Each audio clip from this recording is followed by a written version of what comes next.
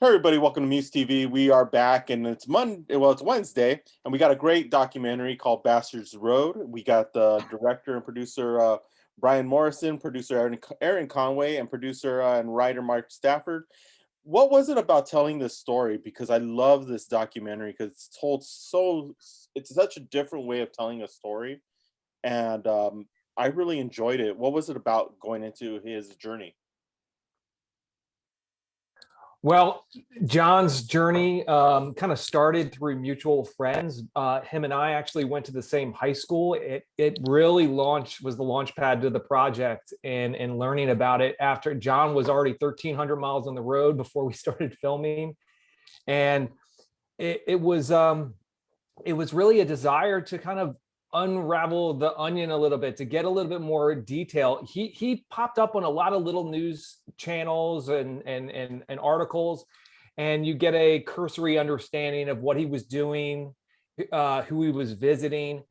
It just wasn't enough. And I think that you meet John, you get to know him, you have this personality that's just aching to share his story. He's got incredible insight and humor, but he's able to communicate in a way that a lot of guys and girls struggle with coming out of the military. And it really a perfect opportunity to kind of attack this issue from not just one direction, but it was very important to us that we didn't really have any narration, that it was just John and his Marine brothers and the families of their fallen, their voices that stood out alone.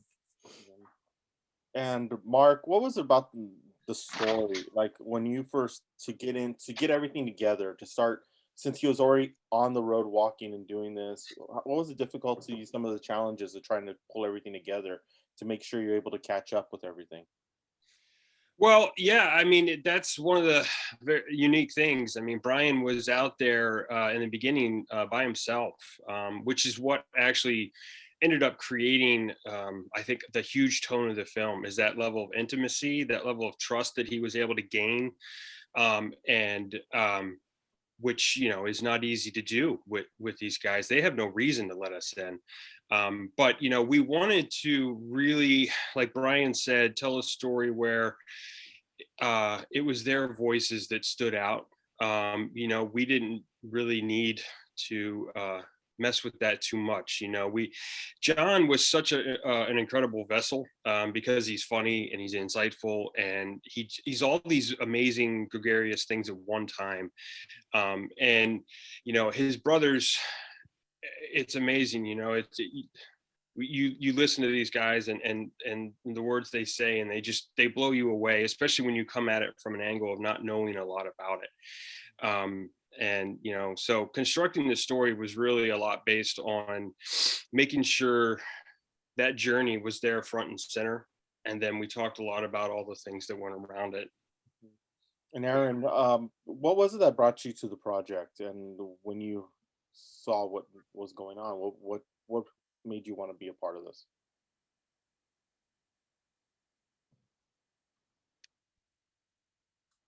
It really was an opportunity for me to support an important message that my values and principles really felt needed to be amplified on a larger screen.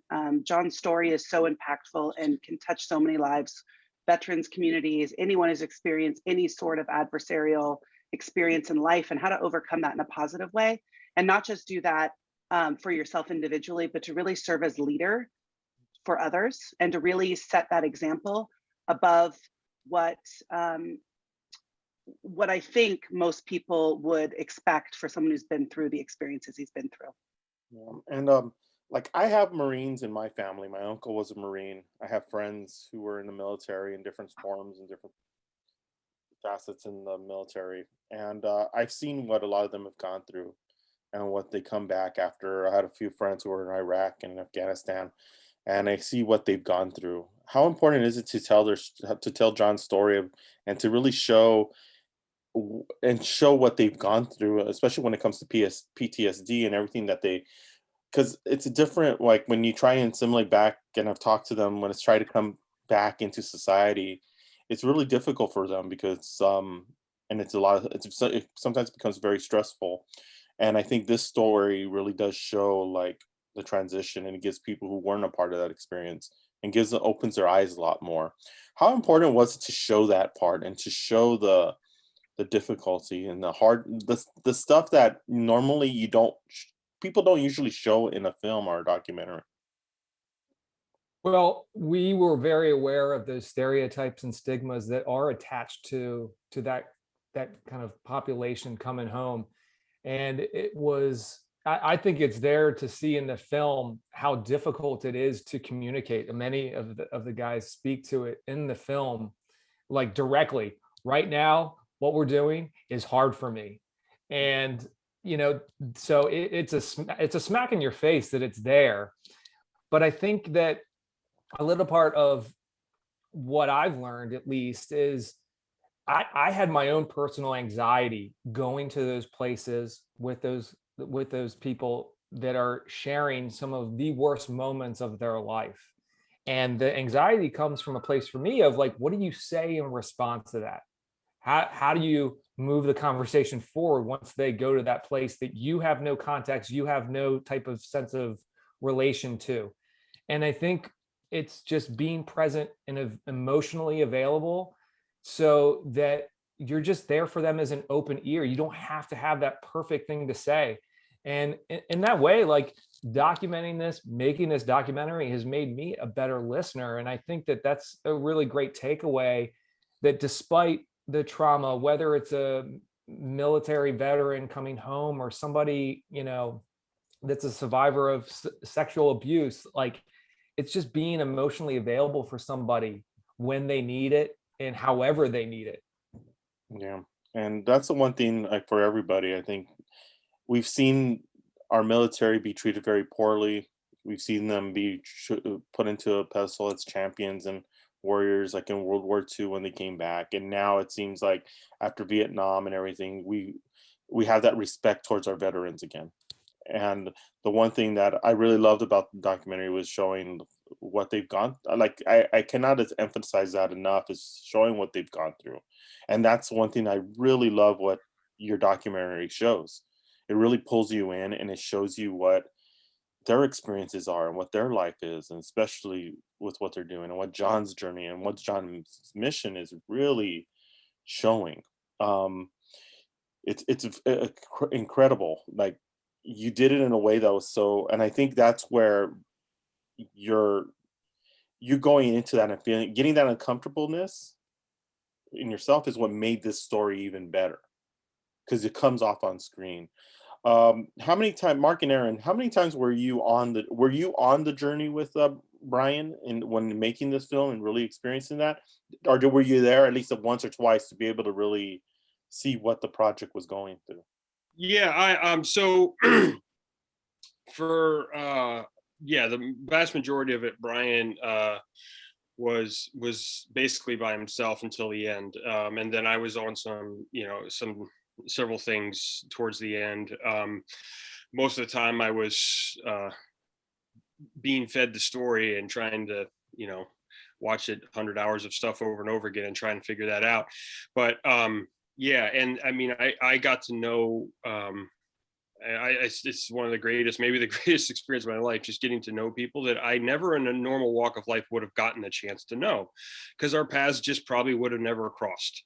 And similar to what Brian's saying about how it changes the way you hear things. Yeah, you can't listen to the people that have been through this and not see the world a little bit differently. And that's what we need to do, is challenge ourselves to do that. Yeah. Um, Yeah. Erin, anything you'd like to add on that as well?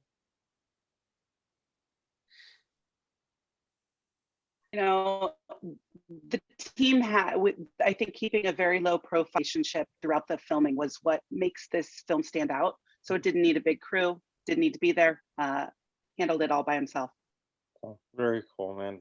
The one thing, how can people see this? Because I think this is a very important film to watch. When is it coming out? Please tell the Muse audience, because this is something I think everybody needs to really see. Well, Guys, do you want to take that? Yeah, it comes out May 11th. We're having our wide release. It's available for pre-order, pre-sale right now on iTunes, but it should be available for most platforms for rent and purchase on May 11th. It's just so exciting. You know, we've lost a little bit of time with the film festival release with COVID, but you know, we're obviously not alone. And it's just a really great feeling that we're finally going to be ready to share the film with the world, and hopefully those that watch it will express how the film has moved them and share that story, because I think at the heart of this, we're really trying to bridge a gap between the civilian world and the military community of being open and available for each other. And I think that just spills over to, you know, whatever mental health challenges we're all facing, of just being emotionally available and being that open ear for each other when we really need it. And I think that this is a really good story, and you see Jon doing that for him, his brothers, and the families of their fallen when they need it most. I agree. And If I could add on to that, you yes, know, it's definitely. really also our responsibility to support the returning troops. That really is a matter of holding space for them to be able to process the experiences they've had in a way that allows them to share their journey, without, you know, the guys in the film talked about, don't ask me the worst thing that's ever happened. I mean, that would be a very inappropriate question. And that's what sometimes people ask when they're curious, they have questions about the experiences that our troops have had overseas, but there needs to be an opportunity for us to hold space, to allow them to share the journey that they feel comfortable sharing. And just want to add on, you know, it will be available on most VOD platforms on cable as well. The Comcast's, DirecTV's, Cox, Dish Network, you know, you name it, it's pretty much going to be everywhere, in US and Canada at first, and then we will have a worldwide release later on. Very cool. Very cool. Well, everybody, thank you so much for being a part of this. To be honest, this is I get to see a lot of documentaries and a lot of films, and this so far has been my best documentary so far this year. It's something that's very different, and Honor. it was a unique experience for me because it delves into it in a different way, and you really feel for, especially if you have military people in your family, you really could feel and know the reasons why he does what he does, what Jon does what he does.